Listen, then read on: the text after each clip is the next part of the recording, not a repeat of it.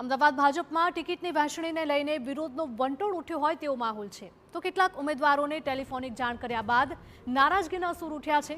Chandkheda વોર્ડના SC મોરચાના પ્રમુખ પહોંચ્યા શહેર ભાજપ કાર્યાલય। મોરચાના પ્રમુખ સહિતના કાર્યકર્તાઓનો રાજીનામા સાથે વિરોધ। પાર્ટી કહેતી હતી કે લોહીના સંબંધોને ટિકિટ આપવામાં નહીં આવે, પરંતુ પૂર્વ કોર્પોરેટરના પુત્રને ટિકિટ આપવામાં આવે છે તેવા આક્ષેપ કર્યા।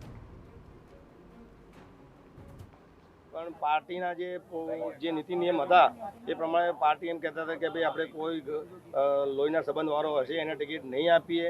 તો એવા અત્યારે લોહીના સંબંધવાળા જે પૂર્વ કોર્પોરેટર જયંતિભાઈ જાદવ હતા એમના છોકરાને ટિકિટ આપી છે।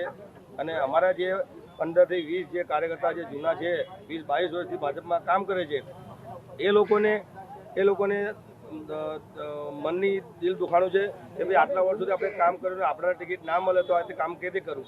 એટલે અમે સામૂહિક બધા રાજીનામું આપીએ છીએ અને અપક્ષમાં અલગ પેનલ બનાવીને લડવાની કાર્યક્રમ કરશું।